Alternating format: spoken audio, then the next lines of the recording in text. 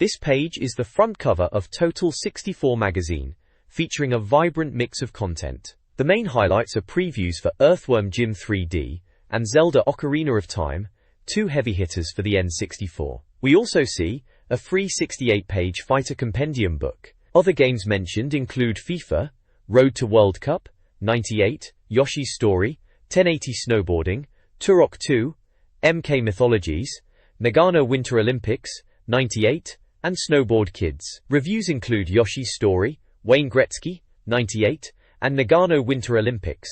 There's also a section for first looks covering SimCity 64, Pikachu Genki, NBA Basketball, and Wrecking Balls, plus pre-plays of Earthworm Jim, NBA Pro, 98 and 1080 Snowboarding. The magazine promises everything you ever wanted to know about Nintendo. The cover price is £2.95. The next page is a full-page advert for WCW vs NWE World Tour on the Nintendo 64. It claims that even if you aren't a wrestling fan, it's still that good, and asks the question, are your friends always picking on you? With the tagline, up to 4 players head-to-head, it shows images of Hulk Hogan, Ric Flair, and Kevin Nash. This page is an Earthworm Jim advert, featuring Jim falling through the sky with a suitcase with I Love Scotland and a lady's bra on it. Groovy. The next page is the magazine's contents page, sporting a lovely green background. It kicks off with a Dawn of a New Age editorial, discussing the departure of the long-suffering editor Justin, and how this change will affect the magazine for the better. A new editor to pastures new. The main focus is on game reviews, with Yoshi's Story kicking things off at number 50. Then there is Snowboard Kids at 54, presented as Mario Kart on snowboards, followed by Wayne Gretzky's 3D Hockey 98 at 58. Nagano Winter Olympics 98 is at number 60, promising the agony and ecstasy of winter sports, according to Konami's Olympic simulator. The page is rounded out by a Pikachu at the bottom. Ooh. This page is the contents page for Volume 2, Issue 1 of the magazine. There's a first look section featuring SimCity 64, Pikachu Genki Dechu, NBA Basketball, and Wrecking Balls. The features section highlights The Legend of Zelda, Ocarina of Time, and everything you wanted to know about the N64, but were afraid to ask. Work in Progress spotlights Earthworm Jim 3D, promising an exclusive look at why this game will be one of the summer's surprise hits, and 1080 Degrees Snowboarding. The Player's Guide section includes MK Mythologies and FIFA, Road to World Cup 98. The Regulars section lists news, first looks, reviews intro, reviews roundup, the cheat zone, datal codes, the firing line, high scores, subscriptions, back issues, next month, and sign off. This page is all about Turok 2, Dinosaur Hunter. It features screenshots, character art, and a summary of the game's plot. The story involves a dead campaigner, an alien spacecraft crash landing, and an army of alien warriors led by the villain Primogen, who is turning dinosaurs into killing machines. Iguana, the game's developer, promises more than 40 creatures using soft skin technology to hide polygon joins. There is also a release date table for European release dates, with games such as Chameleon Twist, Dual Heroes, Nagano Winter Olympics 98, NBA Pro 98, and Snowboard Kids for February 1998. Yoshi's Story, Castlevania 64, Quest 64, and Tonic Trouble for March 1998. 1080 Degrees Snowboarding for April 1998. Wayne Gretzky's 3D Hockey 98 for May 1998, and The Legend of Zelda, Ocarina of Time for November 1998. Finally, there are TBA release dates for 64 DD off disk drive, 64 GB pack, 7th Legion, BioFreaks, and BioTetris. This page is a mixed bag of N64 news. First up, N64 Unreal Get Real reports that the N64 version of Unreal is on hold indefinitely until the PC version is finished. Next, ISS 64-2 is in the works at Konami, potentially utilizing the 64DD for updates. Electronic Arts has big plans for the N64 this summer, with potentially 3 or 4 sports titles or updates to Road Rash and Strike series on the cards. Finally, there's a game in development from British developers, Interactive Studio, an untitled 3D platformer featuring a famous cartoon star, with levels set in 6 magical worlds. It's slated for release by Hasbro towards the end of the year. The page also lists us release dates including Fighter's Destiny, NBA in the Zone 98, Nagano Olympic Hockey 98, Snowboard Kids, Nagano Winter Olympics 98, Virtual Chess 64, Jeopardy, NHL Breakaway 98, Mystical Ninja starring Goemon, Yoshi's Story, 1080 Degrees Snowboarding, Earthworm Jim 3D, NBA Courtside, All-Star Baseball 99, Deadly Arts Tonic Trouble, UEFA Soccer 98, Weetrix Wrecking Balls and MLB featuring Ken Griffey Jr. This page is a news update on upcoming N64 games. Teo 64D, a virtual pet game from Fujitsu that uses the microphone pack, is in development. The page then reveals a new Duke Nukem game is in the works, tentatively titled Duke Nukem: Time to Kill, which will be a third-person perspective game. Finally, Bomberman Hero: Queen Million's Rescue is coming soon, which is similar to Bomberman 64 and allows players to collect parts of machines to change their characters' abilities. A long list of games are then listed with release dates. This page is a full-page advert for the game Fighter's Destiny. It's also available for children's parties apparently, because what's a party without a terrifying clown? The advert features a very intense-looking clown character, and the ocean logo is also displayed. Bejo. The next page kicks off with, "What's that then?" A news section highlighting Nintendo happenings. There's a blurb about Shigeru Miyamoto's history, from his banjo-playing days to becoming a gaming legend. Then, it's bad news for Freak Boy, a Virgin Interactive title that's been axed due to development troubles. The article laments the loss, highlighting its unique gameplay where the protagonist could fit objects into different body parts for unique abilities. Following that is Konami Puzzle, detailing Konami's N64 lineup including ISS Pro 2, Castlevania 64, and Hybrid Heaven. The focus is on Susume, Tyson Puzzle Dama, a Puyo Puyo Sun-like puzzle game. Finally, there are a few screenshots of Earthworm Jim. This page continues the News 64 segment.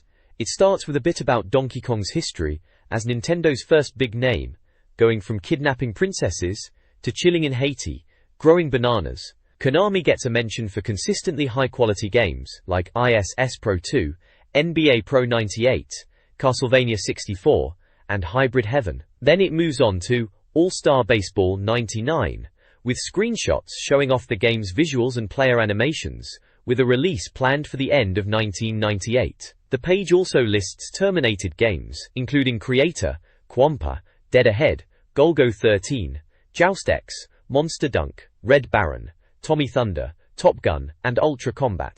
There is also Japanese release dates for the N64 in Japan, listing January 98, with NBA in the Zone 98, and SimCity 2000, and February 98, with Wayne Gretzky's 3D hockey and 1080 degrees snowboarding. The page finishes with an advert for the game Fighter's Destiny, with the quote, "Without a doubt the best fighting game on the N64 from Nintendo Magazine with a 90% score." This page kicks off with, "I heard it on the grapevine," a gossip section dishing on the latest industry whispers. Dama's Body Harvest is apparently undergoing changes demanded by Nintendo, with the Big N wanting less RPG elements and more action. There's also talk about a Grand Theft Auto for the N64, potentially being shelved due to Nintendo's reservations. Then there is a competition to win a Digiboy, courtesy of the Japanese keychain company. The question is, where on earth did Tetris originate from? With choices A, Russia, B, China, C, Cornwall. Entrants must send a postcard to an Exeter address before the end of March 1998. The prize are small handheld retro-style console keyrings with built-in games. Finally, there is a voucher at the bottom offering 25% off a Digiboy. If you're not lucky enough to win, it can be purchased with £5.99 plus £1 PMP to the Japanese keychain company. Unit 16. Gun Hills Lane Industrial Estate, Gun Hills Lane, Armthorpe, Doncaster, DN33EB. This page features the News 64 update. Word on the street is that Boss Game Studios are cooking up a sequel to Top Gear Rally for the 64DD, which could mean custom tracks and cars. Ocean's Mission Impossible is facing yet another delay, with its release date pushed to the end of 1998. Robotech also has a definite early next year release, so keep taking your medicine, according to the magazine. Wrestling fans will be glad to know that THQ is working on a sequel to WCW vs NWO, possibly titled WCW Nitro 64. Team 17's Worms is coming to the N64, promising inventive gameplay with its turn-based battles and bizarre weapons. Japanese arcade developers, Tatio, are also planning to develop games for the N64, including Super Speed Race 64. Shiny Entertainment, according to Dave Perry, plans to license out major titles like Messiah, MDK2, Wild Nines, and Stunt RC Copter for the N64. The right side of the page lists titles coming in the second quarter, July and August 98 and third quarter 98. The page ends with the words, "Wanted rock hard ass kicking 16th century samurai type to rid land of tyrant forces," presumably in reference to a game or upcoming game. This page is a first look at SimCity 64, boasting about the game gracing almost every format of modern times. SimCity 64 will fully utilize the 64DD, offering a fully 3D experience. You can virtually walk through your city, gaining a residence view, and even fly around it like SimCopter. Other 64DD programs, such as Picture or Polygon Maker, can be used to create unique houses. The possibilities are endless, apparently. The next page is advertising Pikachu Genki Dechu, a virtual pet game for the Nintendo 64 where you can talk to your Pikachu. It mentions Nintendo announcing that there will be no flashing lights in the game to prevent epileptic fits. The article also touches on the success of Pocket Monsters on the Game Boy. It also features an advert for Wanted, rock hard ass, 16th century samurai type, to P-Land of Keise, our Game Boy, C. This page dives into NBA basketball for the N64, noting it's almost complete but lacking a publisher. The reviewer highlights the game's unique feature of including college teams and players, instead of the typical NBA glam, plus the taunting ability in multiplayer mode is touted as a significant addition. The article praises the motion capture and realistic touches like floor reflections. This page provides a first look at Wrecking Balls for the N64. The game is described as a blend of platformer and racer, where players control bouncing spheres on perplexing vertical tracks. It notes the balls have individual personalities, and the tracks can reach up to 400 levels. The gameplay involves strange transport devices like jumps, springs, air fans and rolling drums. The reviewer acknowledges that while the graphics aren't pushing the N64 to new limits, they are still eye-friendly, and the animation of the balls is impressive. The gameplay is easy to pick up, and the multiplayer mode shines. Wrecking Balls is anticipated to be released around mid-98. The next page features a preview of NBA Pro 98 for the N64. The reviewer expresses their anticipation for a decent basketball game on the console, as they've been disappointed so far with the available options, singling out NBA Hangtime as not really a basketball game. They mention Konami's history of producing quality sports titles, hoping this one will be different, featuring in-game screenshots and menus, with the reviewer commenting on dribbling and Chicago Bulls player laying up. This page dives into NBA Pro 98 for the N64, continuing from the last page. It highlights the game's attention to detail, emphasizing that Konami aimed to provide a quality basketball experience rather than a rushed product. The page details aspects like game settings, team lineups, and rules, aiming to familiarize players with the game's mechanics. It explains basic rules of basketball, like scoring, shot clock, and violations. Screenshots demonstrate the gameplay and in-game stats. Mechanics.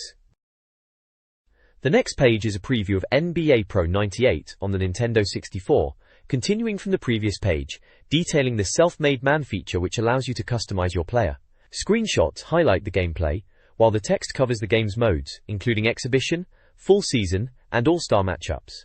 It notes the game runs slowly, but will be fixed before release. This page continues the NBA Pro 98 preview, showing various in-game screenshots of Chicago Bulls vs Utah Jazz. It highlights the quick attacking play and the dunks, as well as the various dribbling techniques.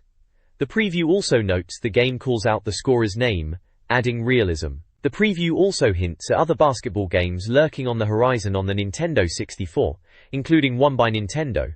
It concludes with a brief look at the game's statistics. This page is a feature titled The Legend of Zelda. The Legend of Zelda, discussing the Ocarina of Time for the Nintendo 64. It hypes the game as a must-have, saying that if you own a N64, you are about to be shown what it means to be an N64 owner. It encourages players to forget other games on the market. The article reminisces about A Link to the Past on the SNES, praising its graphics, intuitive gameplay, engrossing storyline, and vast world. It also acknowledges the original Legend of Zelda on the NES, highlighting its introduction of the action RPG genre. Before discussing Zelda 2, the page features a small screenshot of Ocarina of Time.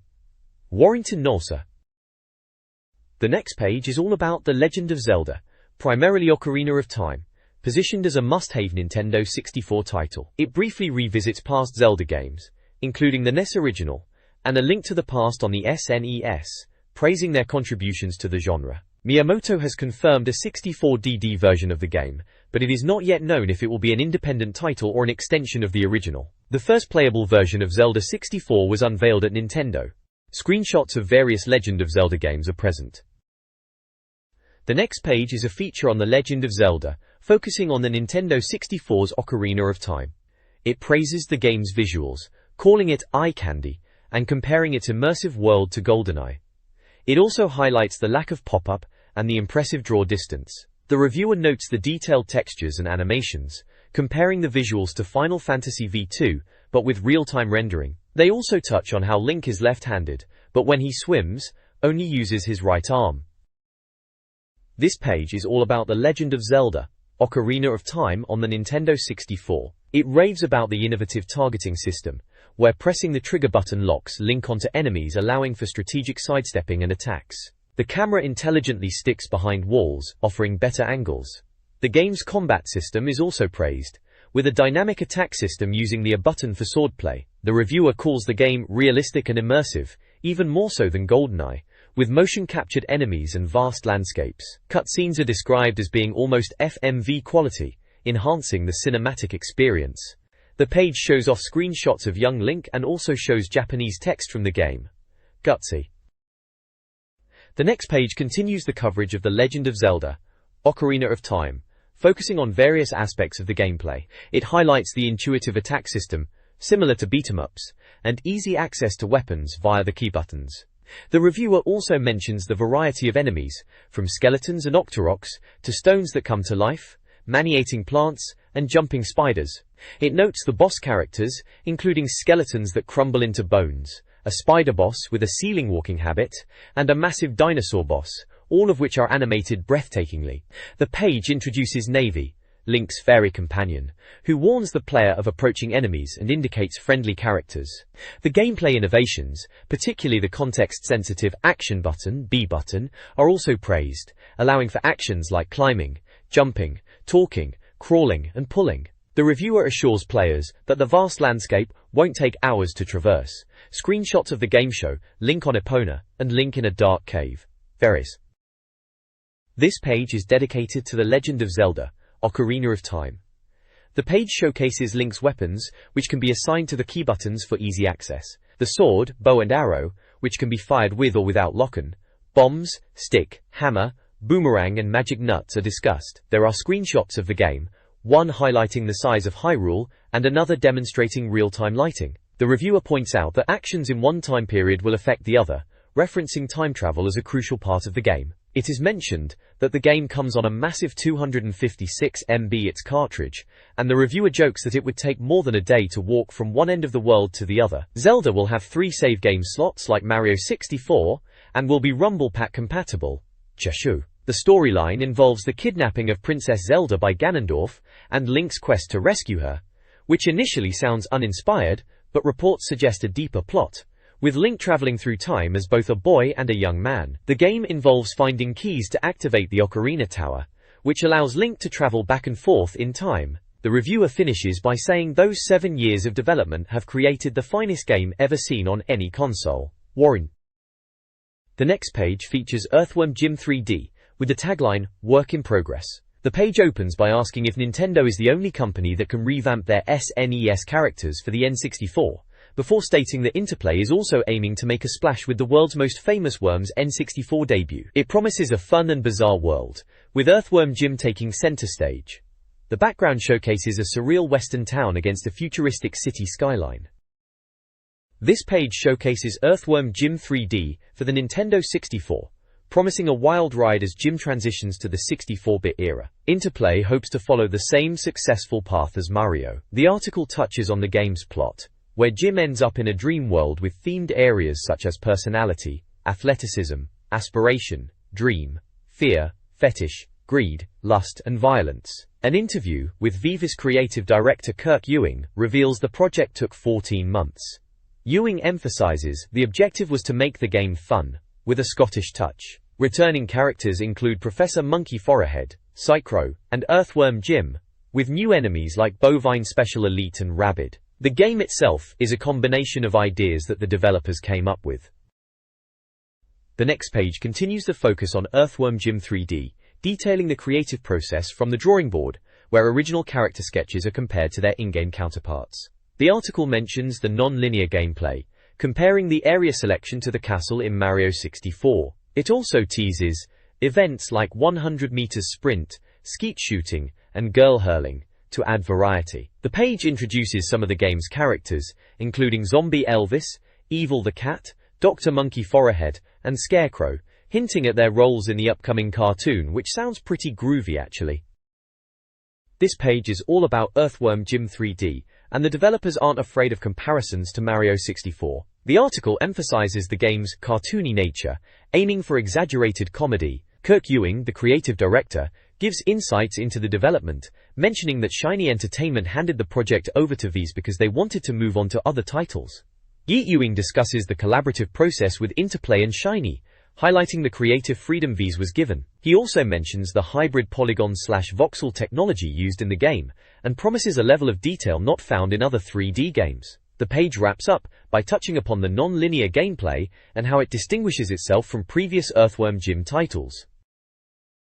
The next page features more on Earthworm Jim 3D, focusing on the game's art style and level design. The article mentions how the developers have retained the cartoon look from the original games.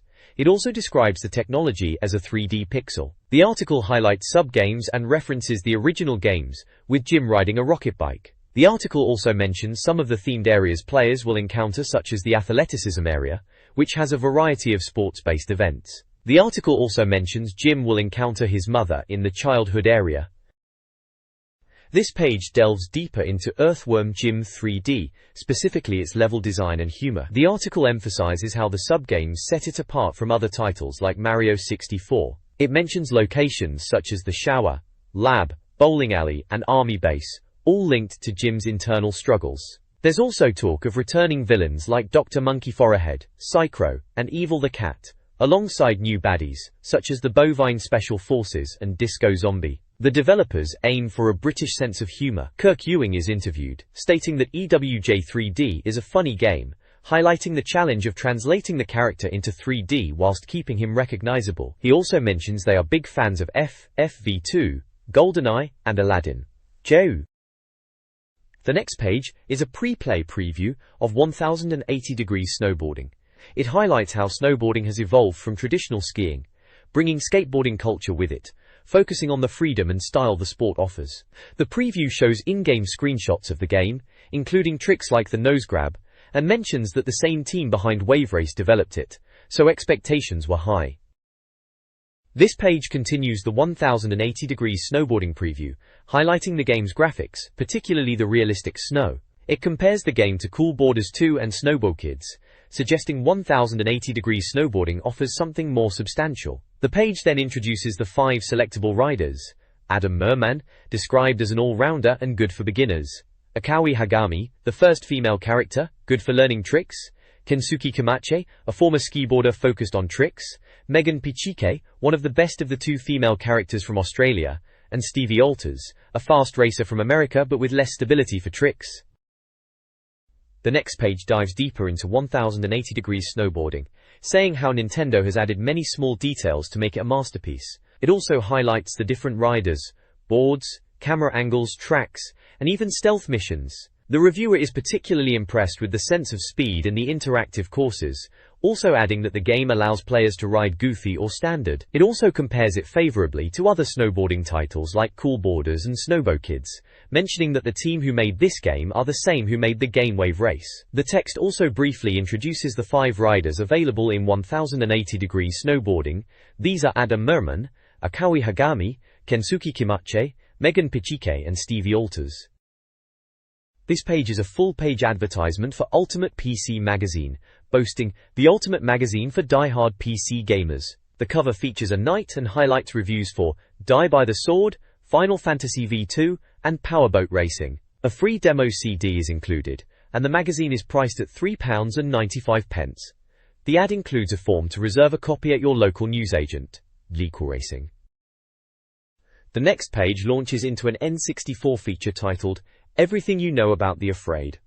It's a humorous take on covering the console's history and specs, as it celebrates its first UK anniversary. The article humorously acknowledges the confusion surrounding some of the technical jargon used in reviews and delves into the console's early days, discussing the collaboration between Silicon Graphics and Nintendo on Project Reality. It touches upon the skepticism about the machine's price point and the decision to use cartridges instead of CD-ROMs. Games like Killer Instinct and Cruisin' USA are mentioned as examples of what early gamers could expect. Screenshots of Mario, a first-person shooter, and Mario Kart are used as design elements. This page continues the N64 feature. Everything you ever wanted to know, but were to ask. It delves into the N64's history, touching upon the partnership with Silicon Graphics, the decision to use cartridges, and the initial hype surrounding its release. It mentions that gamers went crazy for it, buying over 300,000 on the first day, more than the Saturn and PlayStation combined initially. It also highlights Super Mario 64's role in the machine's success. It then contrasts this with the slumping sales in Japan, attributing it to the lack of RPGs compared to the PlayStation, mentioning Final Fantasy V2 as a key example, and Ganbare Goemon 64 as the sole RPG available. This page dives into the N64 specifications, detailing the main CPU, memory, and graphics/sound coprocessor. It lists supported output resolutions and RCP graphics hardware functions, from Z buffering to specular reflection. There is dimensions and weight information for the unit. The page then discusses the anticipated 64DD add-on, highlighting the delays and the promise of expanded storage and cheaper game formats. It remarks that the announcement for the 64DD was 2 years ago. There has not been a lot of development since then. It also briefly mentions that the 64DD is a 64MB disk drive that sits underneath the N64. The article refers to the popularity of Zelda and the 64DD, and how in the N64 has overtaken the PlayStation as the user's favorite games console. The next page delves into the potential of the N64's combined cartridge and disc capabilities, focusing on how this could allow for game updates and expansions. It uses ISS64 as an example of a game that could benefit from updated team information. The page also highlights Howard Lincoln, chairman of Nintendo of America, mentioning his previous roles at Nintendo and his design contributions to the Game & Watch and Game Boy. Finally, the page touches upon Nintendo's plans for Zero X, suggesting that the game could be released on cartridge initially, with an add-on disc containing extra levels and design tools later on. The page includes game screenshots from the N64, with an image of the crow in the bottom right. This page serves as a mini glossary, defining common video game terminology like AI, first-person and third-person, using Yoshi's story as an example of the latter. It also explains motion capture, RPG, CPU, and polygon, with Zelda cited as an example of an RPG. The next page carries on with the game definitions, including environment mapping, something the PlayStation and Saturn couldn't pull off as well, with Metal Mario in Super Mario 64 as the example. It explains megabits, a measurement of data on an N64 cartridge. FPs or frames per second is explained, as is the TV format differences of NTSC and PAL, and finally sprites, with Mischief Makers Yoshi's Story, Doom 64 and Duke Nukem 64 being games that use them. The visuals consist of a snowboarder, a polar bear tank, and a level-up visual from a game.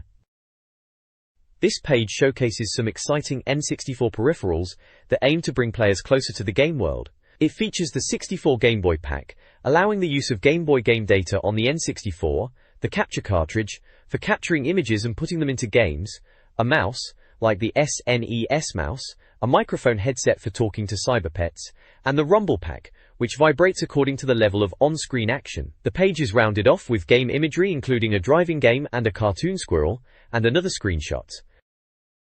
The next page is titled, Everything You Ever Wanted to Know, taking a look at some iconic Nintendo characters and their history. We've got Luigi, forever in Mario's shadow, Wario, the evil version of Mario, Link, Miyamoto's elf hero, and Fox McCloud, the Star Fox hero from a parallel universe. The page then delves into the wonders of the 64DD, a writable storage space that's apparently the next big thing. We're told about custom for Zero X tracks, real-time games that run even when the console is off, and how the sun can set in-game according to the time outside. It also mentions the capture cartridge for importing video and sound, and the RPG Earthbound 64, aka Mother 3, as another launch title.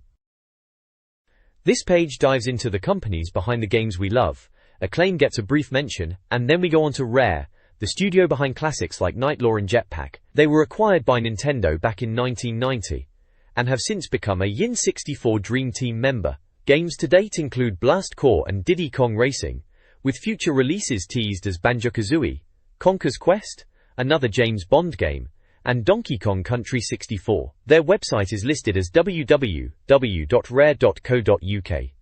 Next up is DMA, another Dream Team developer, founded by David Jones, who had previous success with Lemmings. They are known for innovative and creative titles.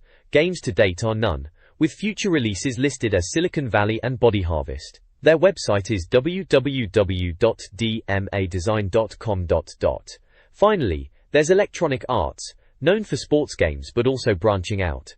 After acquiring Bullfrog, they're expected to release innovative software on the N64. Games to date include FIFA 64, FIFA RTWC98, and Madden 64. Future releases are unknown, and their website is www.ea.com. This page details several companies involved with Nintendo 64 releases. Capcom, known for Street Fighter, anticipates future releases. Ocean, a prominent publisher, and its subsidiary Imagineer, have upcoming titles like Mission Impossible and SimCity 2000. The games distributes Nintendo titles in the UK and Europe. Konami will release Castlevania 64 and other games. Midway/GT will bring arcade conversions like Robotron 64. Squaresoft, though historically tied to Nintendo, expresses dissatisfaction with the N64's cartridge format. Nintendo Company Limited and Nintendo of America are also mentioned. Each company's website is listed. TKC. This page is a full-page advert for 64 Game Buster, claiming it's the fastest, most powerful games consoles match, delivering 132 pages of cheats, tips and solutions for every N64 game released. Ooh. The next page delves into the truth about N64 games, offering a scoring guide to help players separate the good, the bad and the ugly. The guide includes lost ability scores, acknowledging that the reviewers can't play games endlessly, with a joke about Wheel of Fortune not needing their input. The scoring system ranges from 91,100%, reserved for cream-off-the-crop titles like Mario 64, ISS Soccer 64, GoldenEye, and Mario Kart 64, down to 020%, a category so bad Nintendo should be questioned. Games in the 8,190% range are considered excellent, but might be overshadowed by similar titles. The 7,180% range sparks heated debates among the reviewers, indicating a mixed bag.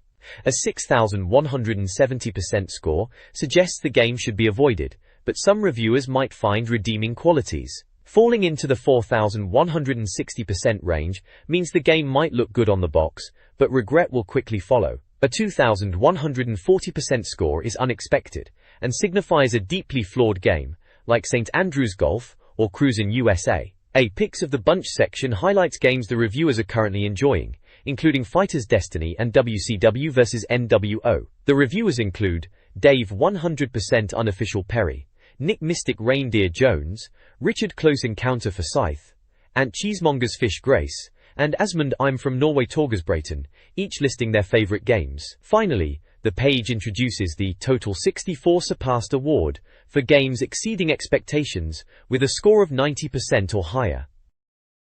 This page is a review of Yoshi's Story. The reviewer states that the game proves that the 2D platformer genre is not dead, despite the fuss over Super Mario 64. The page includes a few interesting-looking enemies, like Shy Guy, Rabao, dead. The next page is a review for Yoshi's Story. The reviewer starts with a whimsical narrative, setting the scene for a storybook adventure where Yoshi must cleanse the world of evil. They compare the game's graphical style to Donkey Kong Country, but enhanced with the power of the N64. They also expected a Super Mario World-style game, but what they got was a Fisher-Price title. It is noted that the graphics are high resolution and colorful. The reviewer concedes that it is fun and impossible to play without a smile, even if it is somewhat basic. They also note the inflatable rubber jungles and the papier-mâché sewers, all of which are stitched together in a patchwork style, The reviewer calls it a letdown. This page delves into the characters of Yoshi's story, painting a picture of the quirky cast. We meet Balloon Man, who helps you reach secret spots, the pesky fish who's always trying to knock you in the water, and elephant blockers who need a good floor smash to move. Then there's Bow Wow, the main villain turning Yoshi's world into a pop-up book, the helpful Doggy Dog who sniffs out secrets, the Boo who only attacks if you aren't facing it, Wally Warp who acts as a save point, and the snowball-chucking Merry Monk. The reviewer notes how the game allows you to choose your Yoshi, highlighting the intuitive control system and Yoshi's tongue as the primary weapon. The game's objective is to collect 30 fruits per level, though the type of fruit affects your score and bonuses, making it about more than just collecting. They believe Yoshi's Story is the best-looking 2D game. 4. This page is a review of Yoshi's Story for the Nintendo 64. The article discusses the game's flower power mechanic, where Yoshi's health is represented by flower petals. The fewer petals you have, the more dangerous the level. The reviewer talks about the game's non-linear level design, lush graphics and music, but also mentions its lack of originality and innovation, as well as a feeling of it being aimed at a younger audience with only 6 pages of levels. The review concludes that the game is delightful with excellent graphics and music, but don't expect a game with longevity. The game gets a graphics score of 95, sound of 85, playability of 80, lastability of 60, and overall score of 84. Also mentioned is that today's fruit is Kihila, apple. Collecting this fruit will restore Yoshi's flower to max. The next page is a review for Snowbo Kids.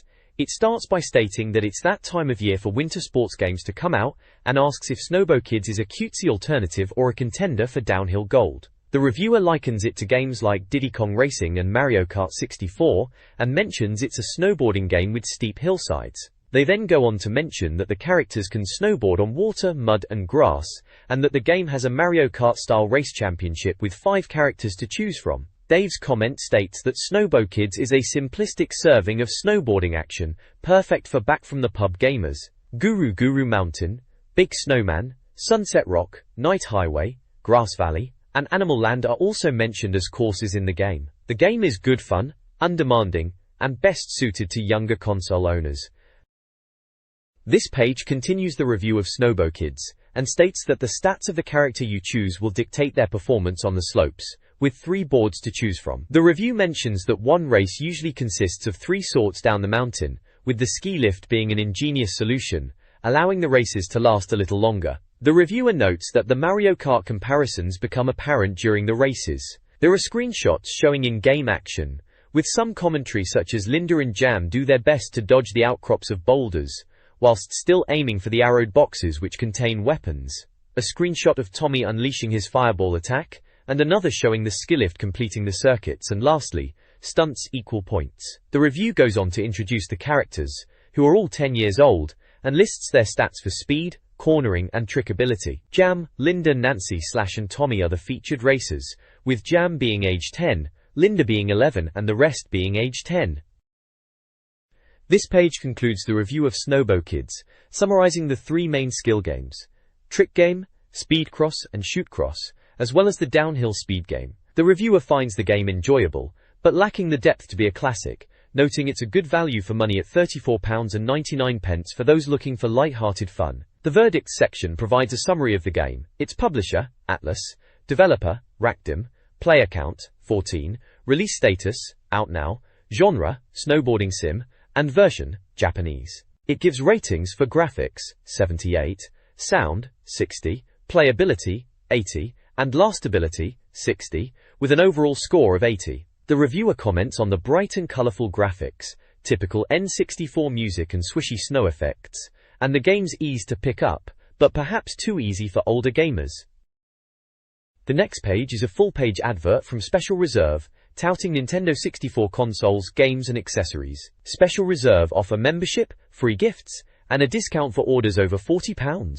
Stores are listed for Bristol, Egham, Sawbridgeworth, Chelmsford, Nottingham and Upminster, with a website address listed. It includes a 0% finance deal and a discount offer, focusing on bulk buys. The next page features a review of Wayne Gretzky's 3D Hockey 98 for the Nintendo 64. The review starts with a bit of a dig, wondering if anyone cares about ice hockey games, particularly in the UK. The reviewer admits the game has some originality. The graphics are 3D polygon players and the camera zooms in during playoffs and challenges, also allows for some old-fashioned punch-ups. Gameplay is fast, but the play area feels small. Controls involve grabbing and hitting, similar to FIFA Soccer. The turbo button adds speed. Legilivid. Fouling is fun, and there are standoffs, ending in humiliation. The fighting aspect is simple button mashing. The reviewer complains about annoying tunes and the cheesy American commentary. The game is best in two-player mode, where you can insult your opponent. This page features a review of Wayne Gretzky's 3D Hockey 98 for the Nintendo 64. The reviewer notes the gameplay is fast and frantic, but the play area feels restrictive. There are options to adjust game length, team sizes, and more, which is good for die-hard hockey fans. The reviewer suggests the best experience is in two-player mode. The verdict box scores the game in several categories. Graphics get a 72, described as adequate and functional. Sound gets a 65, atmospheric but grating. Playability scores an 84, noting the fast pace. Lastability gets a 69, as it might not sustain interest long. Overall, the game receives a 73. A review of the Nagano Winter Olympics 98 Nintendo 64 game describes it as a frosty version of track and field, highlighting the long history of winter sports simulations. The reviewer praises the animation, but criticizes the spectator's snowman-like appearance. Key events like alpine downhill, 5/6, requiring analog stick control, and giant slalom, 6/6, demanding precise flag navigation are detailed. Ski jump, 5/6, a complex airborne balancing act, is singled out as the most engaging event. Overall, the game is enjoyable, showcasing the satisfying button-mashing action that often defines Olympic-style games. This page reviews two more events from Nagano Winter Olympics 98 on the Nintendo 64, freestyle and snowboarding halfpipe. The freestyle event receives a low score of 4/6, with the reviewer sarcastically commenting that it's merely about holding down a button and letting it go. The animation is deemed good, but the control method is considered insulting. Snowboarding halfpipe fares even worse, scoring 3/6. While the setting and snowboard visuals are praised, the control is criticized as poor, lacking accuracy. The reviewer notes that the player doesn't seem fast enough to make it up the halfpipe wall, resulting in an unpleasant experience. Screenshots of the gameplay accompany the reviews, featuring the in-game graphics and interfaces. This Nintendo 64 review of the Nagano Winter Olympics continues with four more events. Snowboarding, slalom and halfpipe are deemed repetitive and slow, respectively. Speed skating receives high praise for its simple but engaging gameplay. Bobsleigh earns a solid score for its speed and challenging tracks. Curling is highlighted as the most enjoyable event, with its strategic sliding and sweeping mechanics. Overall, the game is considered decent, but the control methods are criticized. The game scores 69/100, falling short of track and field, despite strong visuals and sound. The next page features a full-page advertisement for Sightings, investigating alien phenomena. It presents an eerie tunnel image with the tagline, "Witnesses speak out. Out now. Can so many voices be wrong?" It prominently features the Sightings logo. A roundup of 64 Nintendo 64 game reviews reveals mixed results. 64 Uzumo and Aero Fighters Assault received low scores, 39% and 42% respectively, while Automobili Lamborghini, 72%, and Doom 64, 79%, fared better. Blast Corps and Doom 64 UK earned high scores, 89%, while Bomberman 64, 75%, and Chameleon Twist, 51%, were also reviewed. Cruisin' USA, 59%, and Dark Rift, 59%, received middling scores. Reviewers praised action and puzzle elements in some games, but criticized others for poor gameplay, dated graphics, and unbalanced gameplay. This page is a roundup of more Nintendo 64 game reviews. Diddy Kong Racing scores a respectable 95%, being noted as a deeper experience than Mario Kart 64 with an awesome adventure mode. Doraemon gets a 69%, being compared to Mario 64 but ultimately falling short. Duke Nukem 64 earns a 90%, with the reviewer admitting to being a recent convert to the Duke, and impressed despite missing features from the PC version. Dynamite Soccer is slammed with a 25%, being called absolutely appalling and a waste of money. Extreme G gets a 94%, with the reviewer being a fan of Wipeout and calling it the best racer on the N64 to date. F1 pole position scores 80%, deemed a slight improvement but still sucking the exhaust fumes of other racers. Famistar 64 gets 86%, being compared to Smash Tennis on the SNES, and worth the import price for baseball fans. FIFA 64 gets 76%, being overshadowed by ISS Soccer 64. FIFA Road to World Cup 98 scores 58%, again let down by Poor A. Fighter's Destiny gets a 78%, praised for its innovative beat-em-up gameplay. The next page is another reviews roundup, kicking off with Ganbare 5, which scores 89%. Is praised for its gameplay despite being entirely in Japanese. Go! Go! Troublemakers gets a 43%. The reviewer finds it cute and colorful but suggests waiting for an official release due to the language barrier. GoldenEye 007 receives a whopping 98%. The reviewer admits to being converted by its perfectly crafted gameplay and multiplayer. Human Grand Prix gets an 80% initial score, dropping to 72% currently, being unimpressed compared to other racers. International Superstar Soccer 64 is awarded a 97% and is dubbed the best football game. League Perfect Striker scores 93%, being noted for hilarious player animations. GQ World Soccer 3 receives a 97%, with the reviewer finding it an improvement on the original ISS. Killer Instinct Gold gets 69%, noted for its speed, but criticized for jerky animation. Finally, Hexen 64 gets a 63%, with the reviewer questioning its presence on the N64 and calling it a cheap cash-in. This page is another reviews roundup. King of Pro Baseball gets a 91% initial score, which drops to 82%. The reviewer mentions it's fun with a friend but frustrating alone. Lilat Wars gets a 94% and is considered well worth the wait. Mace, The Dark Age also gets 94% and praised for its Tekken and Soul Blade comparisons. Madden 64 scores 89%. The reviewer disagrees with Nick on the Madden vs NFL QBC debate, stating both are equally playable. Mario Kart 64 scores 89%. The reviewer says it's more of the same, but still fun and addictive in multiplayer. Say MK Mythologies gets a 31%. The reviewer states to not buy this game, with its poor gameplay and graphics. Mortal Kombat Trilogy scores 78% initially, and 67% currently. The reviewer mentions that this game is an unplayable pile of crap. Dorsey Racing Championship scores 80%. The reviewer says it's a better game than Cruisin' USA, but could be in for tough competition. NBA Hangtime gets a 51%. The reviewer says it shouldn't even be considered by fans of the sport. NFL Quarterback Club 98 gets a 90% initially, and 89% currently. The reviewer thinks most N64 owners will be sticking with ISS 64. No. The next page is another review roundup. Vice Pilot Wings 64 gets a 95% initial score, dropping to 91%. The reviewer likes it but prefers Blast Corps. Puyo Puyo Sun 64 gets 71%. The reviewer admits it should have stayed on the SNES. San Francisco Rush gets 57%, and the reviewer is very disappointed and calls it trash. Shindu Mario 64 gets 96%. Reviewer doesn't understand why Nintendo are making it, and says you're better off with your fingers in your ears and a goldfish up your nostril. Warrington Orchestra Shindu Wave Race 64 scores 93%. The reviewer says the Rumble Pack is distracting and irritating. Star Fox 64 scores 96% initially, and 94% currently. It's considered as good as hoped, and the multiplayer is good. Shikukudu. Star Wars Shadows of the Empire scores 61% initially, dropping to 49%. The reviewer advises to avoid this one. St. Andrews Golf gets 96% initially, and 42% currently. The reviewer says it should not have left the shelf, and it is in Japanese. Super Mario 64 gets 96%, and is called one of the greatest video games ever. Tetrasphere scores 84%. The reviewer says it takes getting used to but becomes addictive.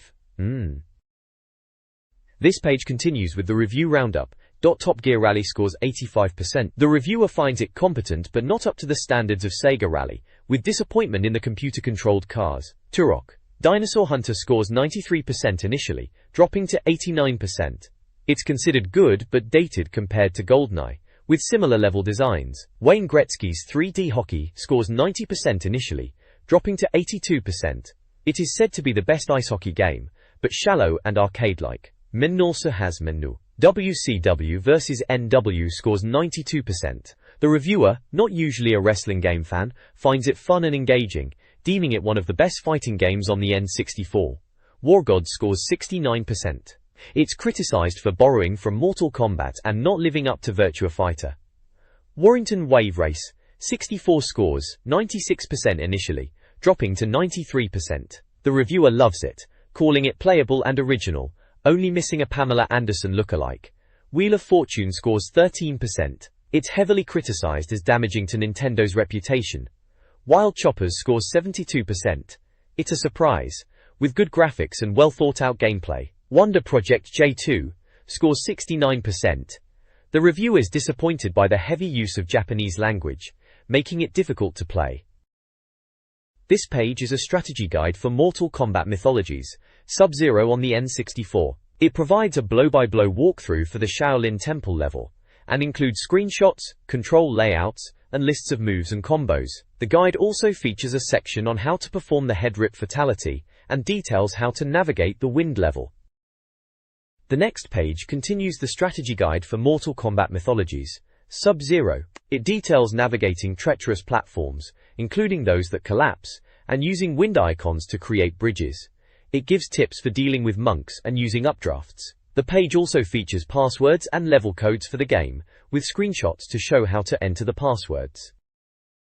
This page is also dedicated to Mortal Kombat Mythologies, Sub-Zero, and offers further strategy guidance. It covers obtaining the directional Ice Blast move, navigating various obstacles, like swinging platforms and swinging axes. Advice is given on how to defeat the Wind Boss and the Earth Boss, providing tactics for each encounter. There's also a guide for a key collection section, along with warnings about traps and the importance of timing jumps. The next page continues with the Mortal Kombat Mythologies, Sub-Zero guide, picking up right where we left off in the previous guide. This time, it focuses on navigating the water section, telling you to head right and climb ropes while avoiding electric eels. You're told how to collect keys, battle guards, and survive a silo-like room that fills with turbulent water, all while riding a barrel. It also provides tips on defeating the water boss by freezing him and then attacking with combos. Finally, there's a brief mention of the fire enemy, noting his incredible speed. This page continues the guide to Mortal Kombat Mythologies, Sub-Zero. It details how to beat enemies, find keys, and navigate the level using ropes and switches. There's advice on defeating the fire boss, who is unfreezable, and the prison guards, and a water icon symbol, which opens a door at the lowest level, is explained. The next page continues the Mortal Kombat Mythologies, Sub-Zero guide, giving step-by-step instructions to defeat various enemies and bosses. This includes Undead Scorpion, Sawblade Robot, Dinosaur Rider, and Shinnok. It also provides tips on grabbing keys, using elevators, and maneuvering through different areas, such as the bridge with electrified gates. Tactics involve freezing enemies, using specific combos, and exploiting boss attack patterns. This page is the front cover for FIFA Road to World Cup 98 edition, with an image of a soccer player in a jersey holding up the World Cup trophy. This page is tips and tricks for FIFA Road to World Cup 98, advising on player selection, formation and strategy. The text suggests you could turn your team into a bunch of psychopathic nutters and tire out opponents. There's a screenshot of the player editor and gameplay action. The next page continues the FIFA Road to World Cup 98 strategy guide. It offers advice on taking kicks, positioning players to exploit defensive gaps, and various shooting techniques, including dummies, 1-2s, and curling shots. Free kicks and penalties are covered, along with tips on marking opponents and timing tackles. The page also features screenshots of gameplay situations. This page is also dedicated to FIFA Road to World Cup 98, offering tips on various gameplay tactics.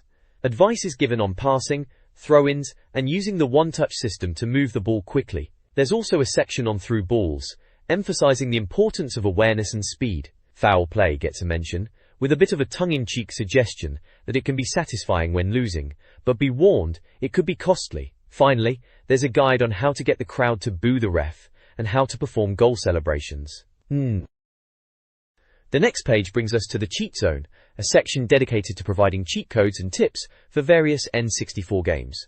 we've got some handy hints for Aerofighters Assault, Bomberman 64, and Clayfighter 63 1/3. For Aerofighters Assault, you can change plane colors or unlock a secret plane, while for Bomberman 64, there are tips on how to unlock extra battle arenas. Clayfighter 63 1/3 offers codes for unlocking hidden characters like Dr. Kiln, Sumo Santa and Boogerman, plus the option to access a secret options menu, change the stage, select a random fighter, or even alter your fighter's color. Moving on, there are cheats for Cruisin' USA, offering ways to access other courses and hidden cars, including a Jeep, police car, and school bus. There are also codes to get your flashing lights on with Siren, and to get Nitro Boost. Mickey. This page dives into more cheat codes and tips for the Nintendo 64. First up is Dark Rift, where you can play as Sonork or Dimitron and Sonork by entering specific sequences at the title screen. Then, a list of controller inputs to see the character endings for Aaron, Demonica, Dimitron, Eve, Gore, Morphix, Nikki, Scarlet, Sonork and Zenmuron. Next, Diddy Kong Racing offers a list of magic codes entered in the options menu. These codes grant effects like disabling weapons, changing balloon colors, granting unlimited bananas, random character noises, two-player adventure mode, maximum power-up, and small races. There's also a guide on unlocking Drumstick as a playable character. Duke Nukem 64, US version, has codes for the cheat menu, all items, invincibility, and toggling monsters on and off. Doom 64 provides level codes for different skill levels, Be Gentle, Bring It On, and Watch Me Die. There's also a super password that starts you on the last level with maxed out stats and a super powerful laser gun. This page presents a collection of cheat codes and tips, starting with Extreme G, where you can enter names to unlock features like Extreme Speed, Ghostly Transparency, Magnified View, Upside Down Racing, Stealth Mode, and more. There are also cheats for the Ultimate Bike, Wireframe Mode, a special bike called the Roach, Fisheye Lens Effect, Racing as a Boulder, Always Winning, Racing as the Developers, accessing a shoot-'em-up mode, unlocking hidden content, and slippery tracks. Next up is F1 Pole Position with a method to unlock an extra car. Then GoldenEye 007, offering a breakdown of how to unlock cheats by completing levels within specific times, along with a level-by-level table listing the cheat, difficulty, and required time. It mentions bonus weapons unlocked by completing specific levels. Plus there are multiplayer characters to unlock as well. Finally, Hexen 64 provides button combinations to access a cheat menu and activate options like invincibility, walking through walls, level select, killing all enemies, unlocking all keys, and full health. The next page continues the tips and cheats section. Starting with G-League/ISS Soccer, it reveals codes to unlock 2 new teams and how to get big head players. Ale NB a Jam. Killer Instinct Gold is next, with instructions on accessing all bonus options, without, apparently, having to endure too much butt-kicking, how to view the ending credits without completing the game, playing as Gargos, and battling on the Sky Stage. Madden 64 reveals the secret to unlocking a hidden team by entering a code during Season Mode. Also, how to view the ending sequence faster. Mario Kart 64 features advice on racing against course ghosts by beating specific times on Luigi Raceway, Mario Raceway, and Royal Raceway, and how to execute a boost trick. Finally, NFL Quarterback Club 98 offers a lengthy list of cheat codes to be entered in the cheat menu, affecting things like player size, commentator voice, running back abilities, defensive prowess, slippery fields, and general craziness like a Pandover Madness and Wimpy players. This page is jam-packed with cheat codes and tips for a few N64 classics. Down second. For NBA Hangtime, there's a list of hidden player codes to unlock some rather bizarre characters by entering names and pin numbers. There's also a player clone cheat, letting you double up on your favorite players. Imagine 2 Dennis Rodmans on the court. Then, there are further secret codes for things like big heads and no tag arrow, entered during the Tonight's Matchup screen, plus a random team select option for the lazy gamer. During GU. Next up is Pilotwings 64, with locations for the Birdman stars on Holiday Island, Crescent Island, Little States Island, and Arctic Island, alongside some tips on how to get a perfect 100 on Jumble Hopper. Finally, San Francisco Rush has a ton of cheat codes, including resurrecting in place, disabling auto abort, changing tire sizes, altering gravity, adjusting viewing distance, disabling car collisions, and a foggy night option. You can also change the fog color, drive without a game driver, turn your car into a mine, turn off track textures, change the car size, and unlock the cab and hot rod cars. And for some extra fun, you can turn cones into mines and race on upside-down tracks. What? This page is a tips zone covering Shadows of the Empire and Super Mario 64. For Shadows of the Empire, it details how to unlock invincibility and other bonuses by collecting challenge points on different difficulty settings. You can fly as an X-Wing or TIE fighter, get the Lebo scanner, or start with all weapons. On Jedi setting, Wumpas will follow you and attack enemies. Super Mario 64 has a few interesting tricks. A hat trick, where Mario loses his hat near the snowman in Snowman's Land. A camera trick for the ending credits using a second controller. Carrying the rabbit to other areas of the castle, and turning butterflies into one UPS. It involves punching the butterflies, and sometimes they turn into bombs or mushrooms. This page dives straight into the good stuff, with a 64 tip zone, packed with cheats and secrets for a few N64 classics. We've got Tetrasphere getting some love, showing off character art alongside codes for extra music, a secret game, and level select. Sounds like a good way to mix things up.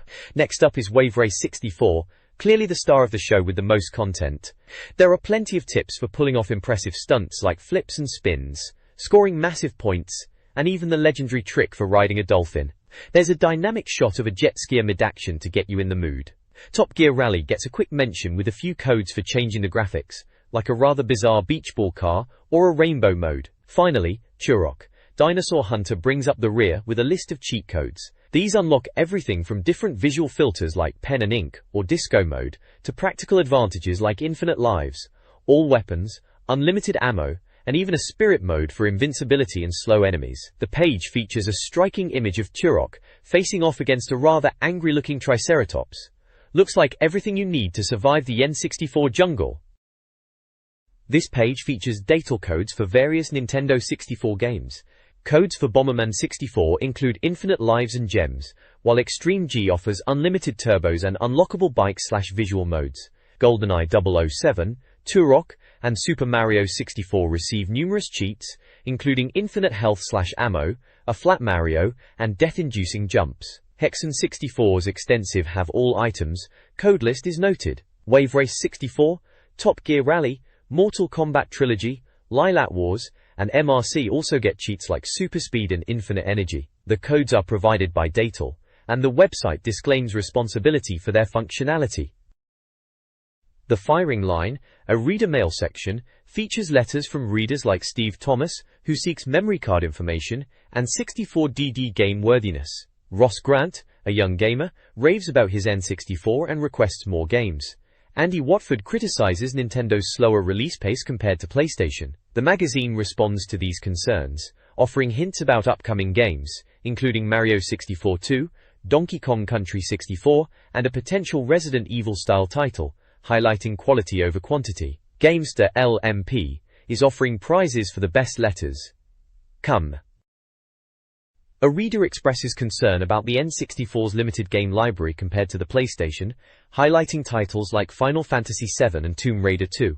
The magazine counters by emphasizing upcoming N64 releases like Zelda, F-Zero X, and others, including third-party games like Turok 2 and Banjo-Kazooie, promising a strong year. Another reader complains about the UK's lagging N64 sales compared to Japan, to which the magazine assures him the games are coming. A third reader poses several questions, including about a GoldenEye sequel and Zelda 64's release date, April in Japan, November in the UK. The magazine confirms the N64 is still in its early stages and dismisses comparisons to the SNES.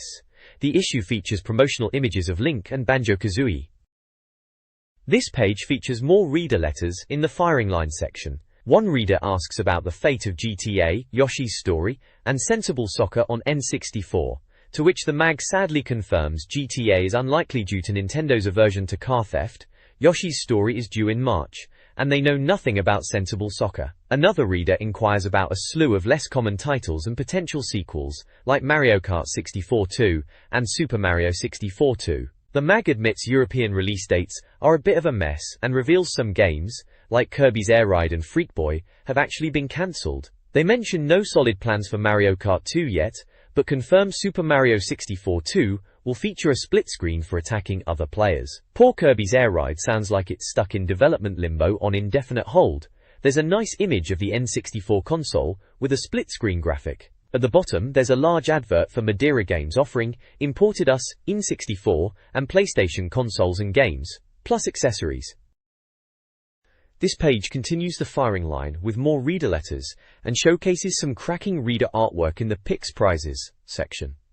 One fella's having a right old moan about the lack of quality driving games on the N64. He points to the PlayStation getting belters like Gran Turismo and wonders why Codemasters Toka Touring Cars isn't on Nintendo's machine. The magazine's response is that cartridge costs are a big factor, but the upcoming 64DD and the release of Rally should improve things. Another reader got an N64 for his sister's birthday and is now totally hooked. He's loving games like Wave Race and Lilac Wars. That's Star Fox 64 for you Yanks. He asks how to do a helicopter stunt in Wave Race and whether DKR or GoldenEye is better. The mag kindly explains the stunt requires some analog stick wizardry and reckons GoldenEye just edges out DKR. Over in Picks Prizes, they're showing off some brilliant reader submissions. We've got drawings featuring Mario looking a bit mental, the gang from Diddy Kong Racing, and a mashup with Yoshi, Link and Bomberman. There's even a pic of a spiffing Total 64 character looking ready for action. The winning artist bags a year's free subscription, which is rather generous. The next page jumps straight into the high scores. First up is the Making Wave section, where readers are encouraged to send in their top times and trick scores from Wave Race 64. It seems Greg Inatenko and Jason Madigan made a bit of a splash this month, but the longtime champions, Trevor Scannell and Norman Obaseki, are still absolutely cleaning up. Players from across the UK and Ireland are showing off their skills on tracks like Marine Fortress, Sunny Beach, and Glacier Coast. The magazine kindly asks for a photo of yourself along with your scores, presumably to make sure you're not making it all up. Below that we hit the Foxy scores, dedicated to Lilac Wars. That's Star Fox 64, you know. The big news here is that Aaron Taylor, who's apparently been dominating for ages, has finally been challenged by Dmitry Jarazraj from Germany. Dmitry has posted some seriously impressive scores across numerous levels like Corneria, Titania, and Sector Y, practically snatching Aaron's crown. Aaron better buckle up if he wants it back. They've even thrown in a few screenshots and a picture of the main fella, Fox McCloud, looking rather sharp in a tuxedo. Readers are urged to send in scores that can beat these, with proof of course. This page jumps straight into the high scores section, continuing the theme from the previous page. First up is the top karting chart for Mario Kart 64, which seems to have a proper international feel this month. We've got players like Lustarinen Tata from Finland and Bas Bionda from the Netherlands battling it out for top times on tracks like Luigi Raceway, Moo Moo Farm, and Koopa Troopa Beach. There's even a quote and picture from Thomas Jr. from the USA, who boldly claims to be the one and only game master. Bit of a strong claim, mate. If that's true, why aren't all the scores yours, eh? Below that we move on to the GoldenEyes section, dedicated to the legendary GoldenEye 007. Apparently, despite being around for a bit, they haven't been swamped with entries. Come on people, surely you've got some wicked times and kills to show off? They're even threatening to scrap the charts next month if more scores don't come in. Levels like Dam, Facility, Surface and Archives are listed with times from players like Justin Calvert, Ross McInstray and Greg Inatenko. Get practicing, aspiring Bond agents. Warranty, there are also mentions for Extreme G being a fast racer that might feature next issue, and a call for Diddy Kong Racing scores, promising some amazing Diddy Kong artwork for those who submit winning times. Looks like there's plenty of challenging times across multiple genres to get stuck into. This page is a full-page advert for subscribing to Total 64 magazine, offering 12 issues for the price of 10. It features the main man Earthworm Jim and shows a mock cover highlighting Zelda and Earthworm Jim 3D. The bottom section is a form to sign up. This page is all about getting your grubby mitts on those classic Total 64 magazines you might have missed. For the princely sum of £4.95 a pop, you can snag issues 2 and 5 through 12 each, packed with reviews and previews of some absolute crackers from the N64 era. Feast your eyes on the covers, featuring legendary titles like Turok, Dinosaur Hunter, Mario Kart 64, the WCW vs Enduro preview, the essential GoldenEye 007 review, and a look at the wild ride of Diddy Kong Racing. There's also coverage of Dark Rift Extreme G, Duke Nukem 64, Fighter's Destiny, and plenty more besides. If you fancy adding these gems to your collection, there's a handy order form below. Just fill in your details, tick off the issues you want, which are listed with their price handily enough, and send it off to Rapide Publishing with your payment. You can pay by check, postal order, if you're a UK subscriber, or credit card, including Visa and Access.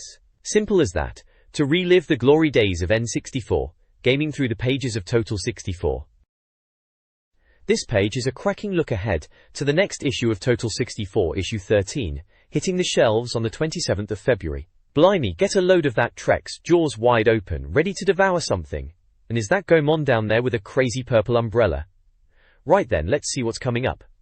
First off, they're promising more dinosaur hunting action with a lowdown on Turok 2, apparently one of the biggest games of the year. Sounds like we're in for another round of blasting prehistoric beasties. Then there's Forsaken, described as a deep underground shooter from Acclaim. Sounds intriguing.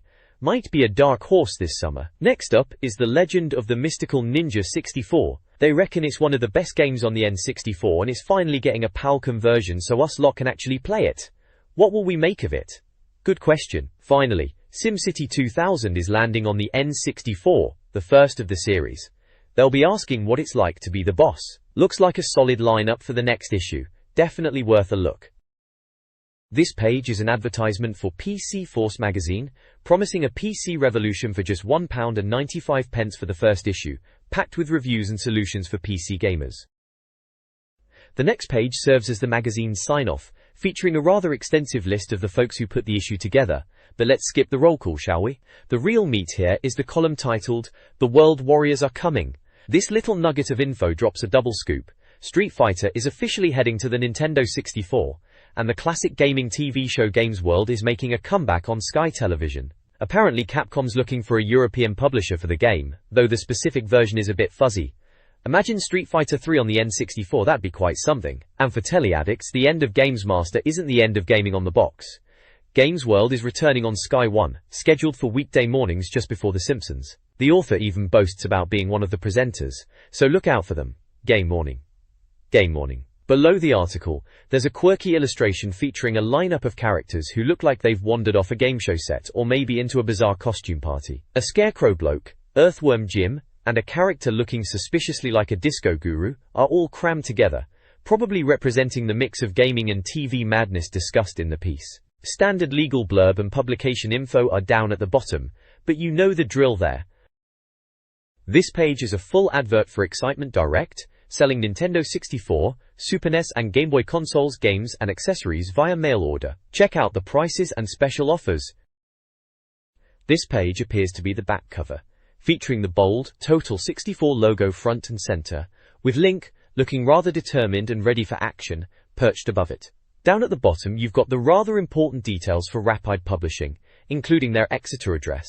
It's simple, effective branding, letting you know exactly what magazine you've been reading.